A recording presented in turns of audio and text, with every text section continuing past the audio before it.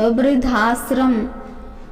दीप्ति अपनी 7 साल की बेटी अंजलि को गोद में लेकर जन्मदिन की ढेर सारी शुभकामनाएं देती है और बड़े प्यार से पूछती है कि इस बार अपने जन्म दिवस पर क्या स्पेशल करने वाली है।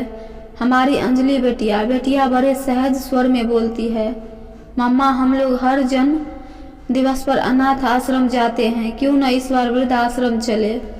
आप और पापा तो हमेशा चले जाते हो, मुझे कभी नहीं लेके जाते हो। बेटी के मुख से ऐसी बातें सुनकर दीप्ति मन ही मन बहुत गर्व महसूस कर रही थी।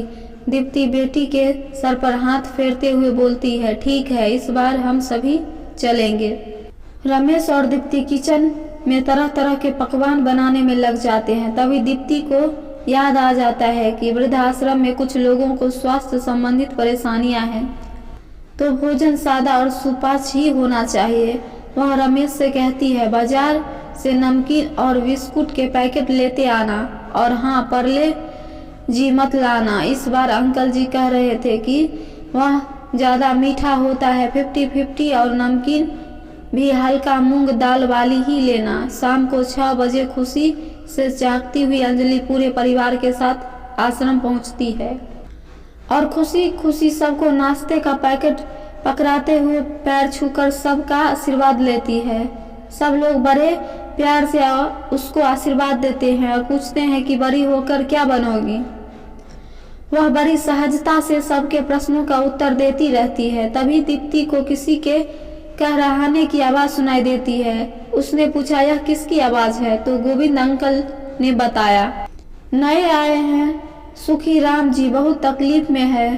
कौतूहल बस दीप्ति उनके कमरे में गई। बहुत तेज बदबू आ रही थी, तो अंजलि को उसने बाहर ही रुकने को कहा और खुद ही अंदर गई। वहाँ एक 60-65 साल के बुजुर्ग थे जो बहुत तकलीफ में लग रहे थे, शायद बिस्तर से भी उठ नहीं पा रहे थे। दीप्ति ने सबसे पहले उनके रूम की सफाई करवाई, फिर उनके आंसुओं को पोंछते हुए उनके हाथ को अपने हाथ में लेकर पूछा, आपको क्या तकलीफ है अंकल जी?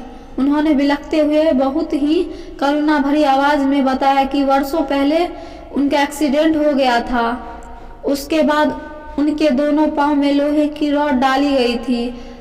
अब वह बहुत दर्द दे रही है। दीप्ति ने उनके आंसुओं को पोंछते हुए कहा, आप घबराइए मत अंकल जी, कोई फाइल वगैरह हो तो मुझे दीजिए। अंकल के कोने में रखे हुए अपने ब्रीफकेस की तरफ इशारा किया।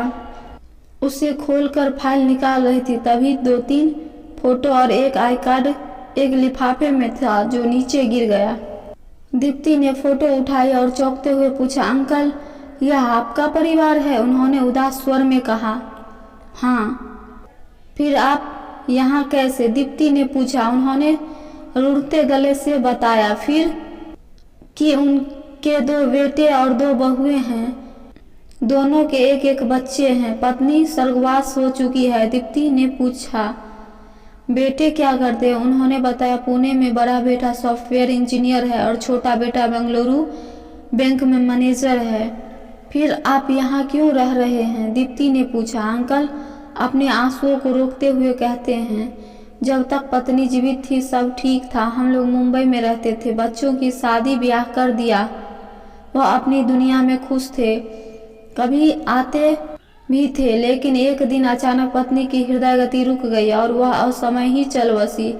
उसके बाद मैं दोनों बच्चों के पास बारी बारी रहने लगा। 1-1.5 साल सब ठीक चला। धीरे धीरे मेरा शरीर कमजोर हो गया। मैं रोज बच्चों को गार्डन नहीं ले जाता पाता या सब्जियां नहीं ला पाता तो बहुएं बहुत गुस्सा होती। एक दिन छोटी बहू के यहाँ कुत्ते को टहलाते हुए गिर गया। तब से चलना फिरना बहुत कठिन हो गया। डॉक्टर ने बोला इलाज में बहुत खर्चा आएगा। थोड़े दिन तक मेरा इलाज भी करवाया, लेकिन धीरे धीरे बहू बेटों को मैं भारी लगने लगा। फिर इलाज कराने के बहाने दोनों बेटे मुझे सूरत लेकर आया और यहाँ छोड़कर चले गए, यह कहकर कि यहाँ पर आपके उम्र के लोग हैं, आपका मन लगा रहेगा और हम लोग तो आते जाते ही रहेंगे।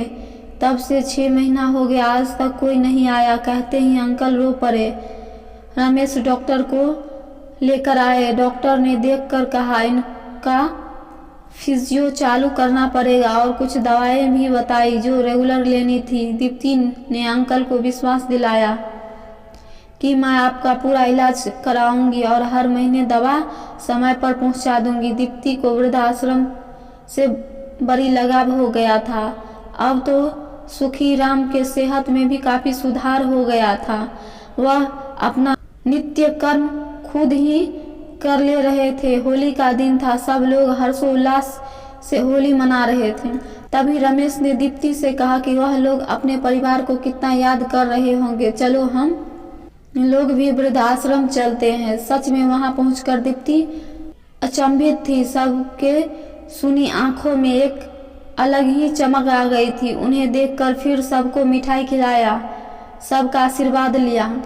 तभी सुखी अंकल ने डबडबाई आंखों से कहा कि अगर मैं मर जाऊं तो आप ही लोग मेरा अंतिम संस्कार कर देना।